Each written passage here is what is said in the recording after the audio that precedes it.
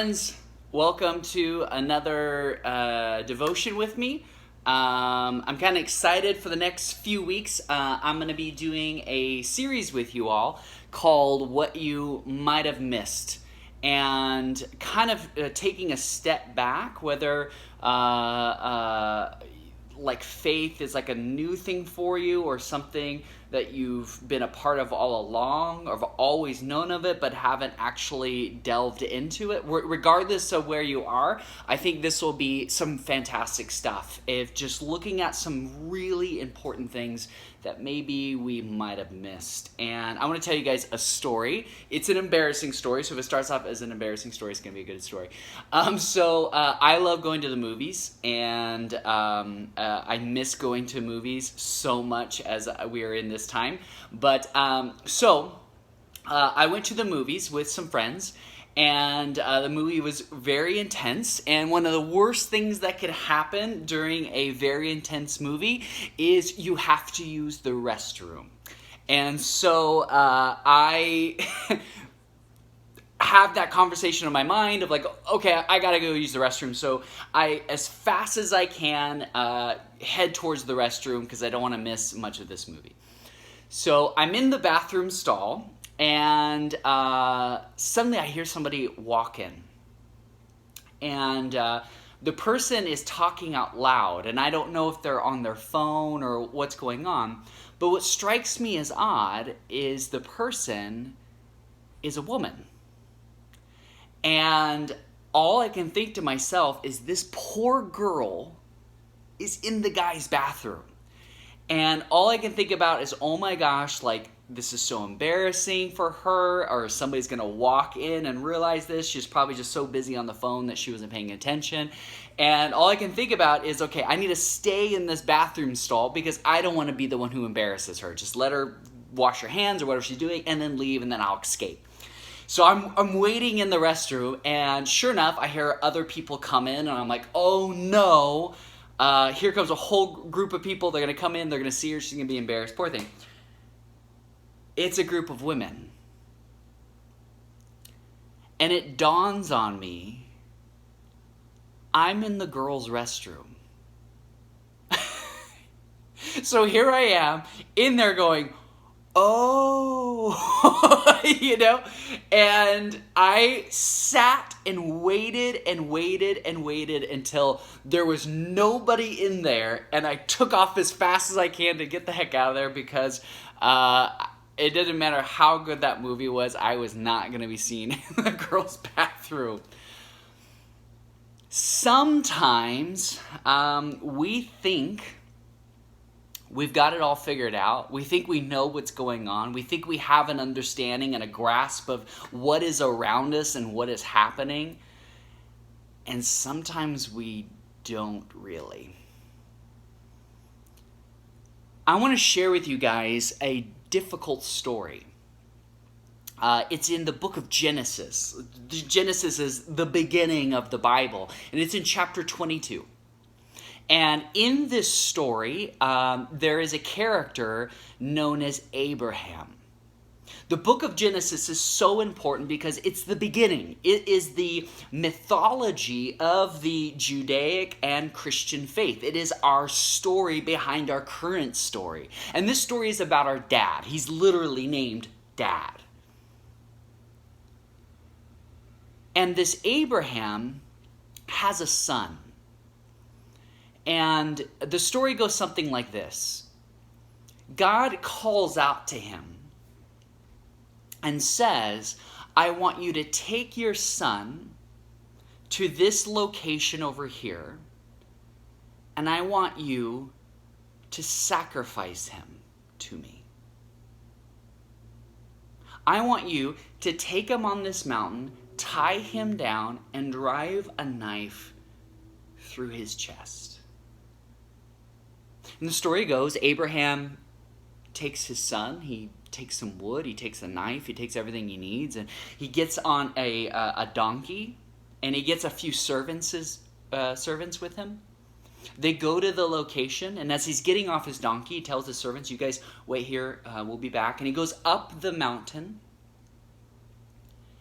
And on his way, there's this incredibly uncomfortable moment where his son is walking with his dad, and he sees the knife, he sees everything, and he sees we're going on this mountain where we will perform this sacrifice. And the little boy looks to his dad, Abraham, and he's like, hey, Dad, like, where's the sacrifice? Like, where's the animal that we're taking up here?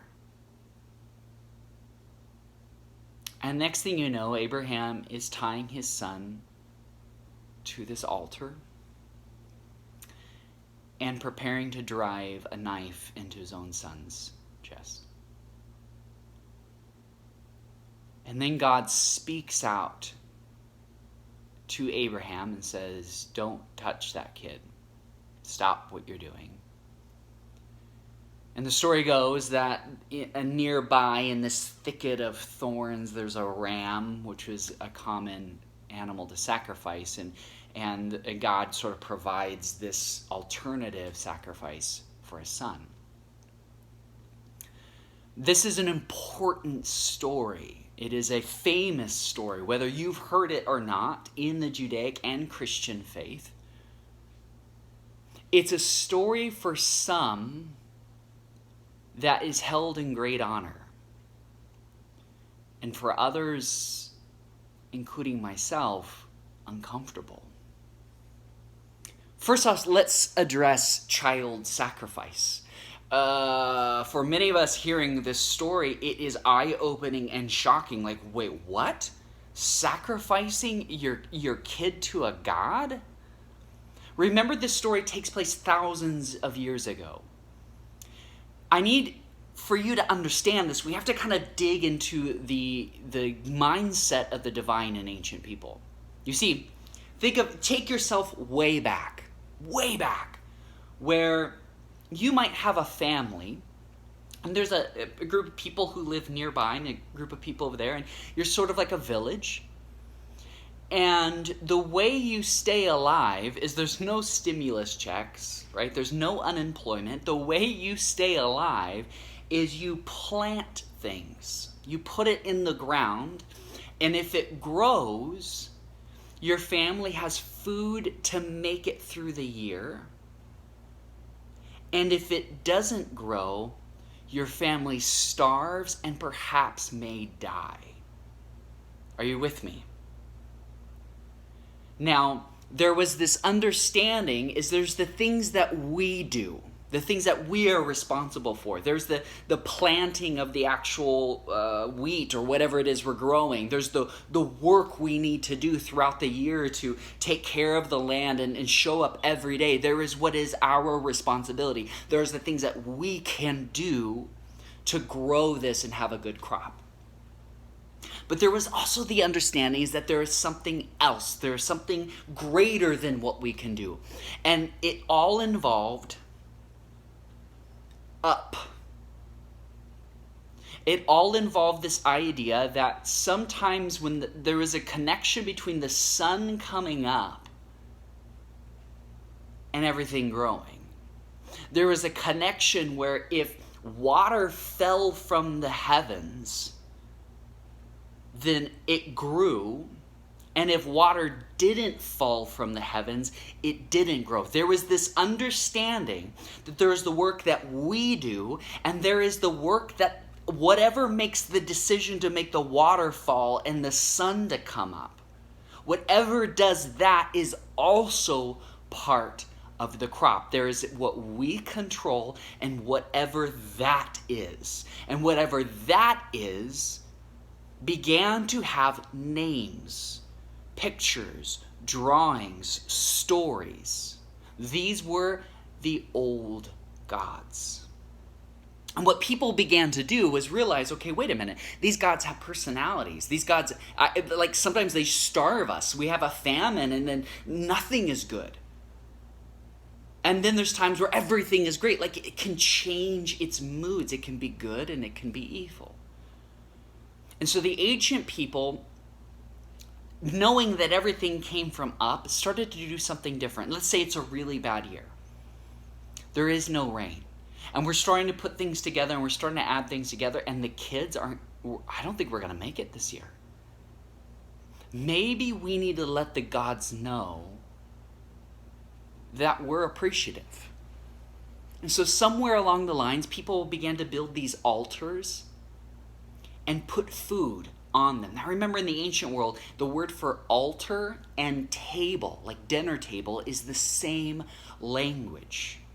So the idea was, we don't have a lot to eat, but the gods, we want you to eat. Here, sit at our table, or we'll sit at your table, and we're going to put some wheat from last year, and we're going to burn it, because you can't just eat it. So if we burn it, the smoke will go up to the heavens, and we're giving this to you to make you happy. We want you to be happy. We want you to know we are thankful for you. And we want to give to you so that you will give back.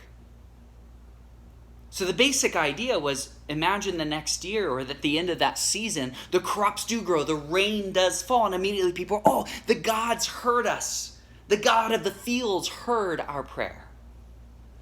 The problem is, fundamentally with this, it doesn't work. Because imagine the next year. Well, we got to give the offering again, but we got to give more. We don't want to let the gods know we're petty. They gave us a really good year, so we got to give more. And imagine that year, this not a good crop. And then it's like, oh, okay, well, we gave double that we gave last year. Maybe we have to give triple, so we put more of the food. Meanwhile, we're not eating.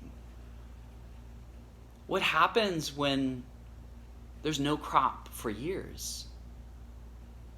What happens when we give more and more and more? What we start to find in history is people get desperate.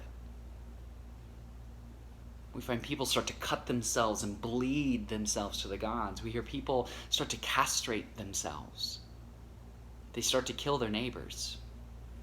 We even hear of people becoming so desperate to get the God's attention and the God's favor of taking their children, their future, their legacy, and offering that to the gods.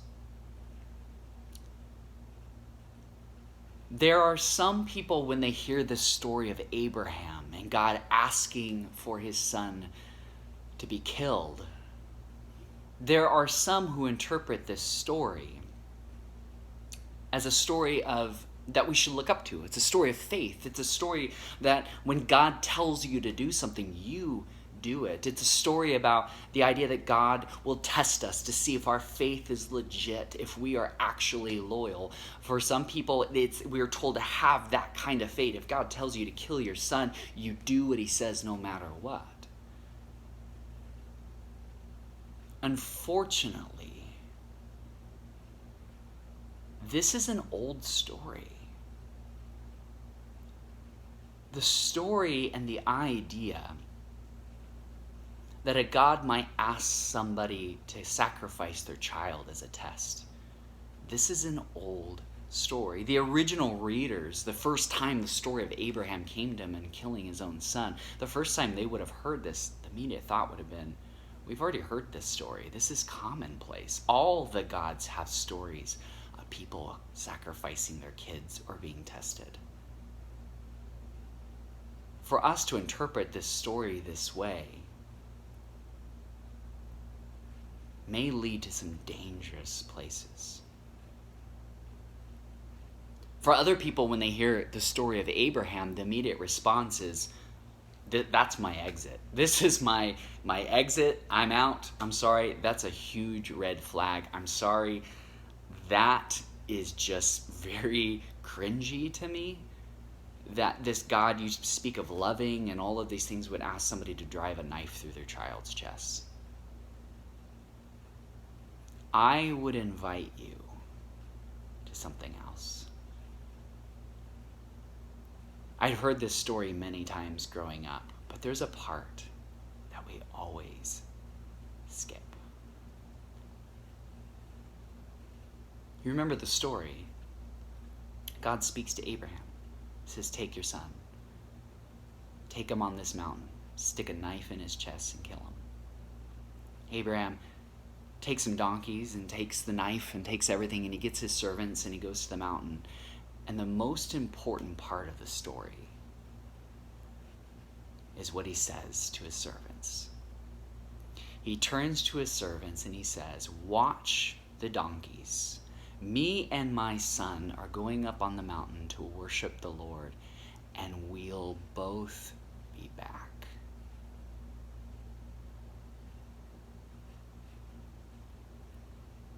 We can't forget that part of the story. You see, for Abraham,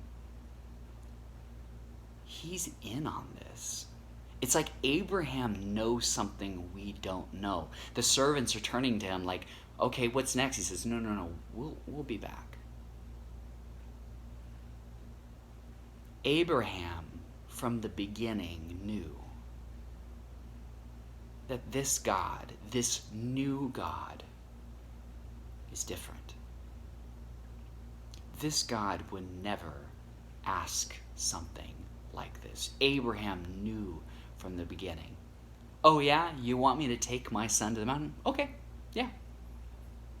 Oh yeah, we'll both be back." He knew this God was different from any of the gods before. He knew this God would never ask something like this. The test is not whether or not Abraham would really kill his own son. The test is God saying, "You know I'm different. You know I'm not like anything else." My friends, just like I missed the bathroom sign, there are so many of us that missed this part of the story. And we come to all of these conclusions and all these ideas about who God is. In reality, it's nothing new. There are many people who live in this anxiety that at any moment they're going to do something wrong, they're going to mess it up, and God's going to get them. There are many people still living in this place that God is so disappointed in them, that God is so angry with them. There are so many people living in this place that they're just unworthy. They can never give enough. They can look back at their lives and all the things that happen and they just say, "God wants nothing to do with me." Or other people, they hear these kinds of stories like the one I just shared, and for them, again, like as I said earlier, this is a red flag. I don't want to commit my life to a God that would ask me to kill a child. Friends, I want to invite you to what you might have missed. A God that's different and new. There is this idea of what's called transactional theology. This idea that what you give is what God will get you. If you only give enough, if you only serve enough, if only you do it perfect, then God will do something for you. For many of us, we are still living this story of Abraham in transactional theology. We are still celebrating the story as like he showed God his trust in killing his own son, and then God will bless him. Do this and God will bless us. Unfortunately, guys, that is the old way of the gods. If that is how this God works, then it is nothing new. It is not gospel. It is not good news. Old news. So friends, may you be free of the anxiety that you can never be enough. May you be free of the fear that at any moment you're going to mess it up and the whole universe is going to be against you. May you be free that you'll never be enough, that the divine could never love you. Friends, I bring with you good news today. Music licensing. The scriptures say that this God loves us so much that he did it first, that he gave the offering first. May you be free of this idea of transaction. And may you know today that the divine is madly drawn to you to create more peace and more grace and love flowing from your life. Friends, may grace and peace be with you. Love you all. Thank you.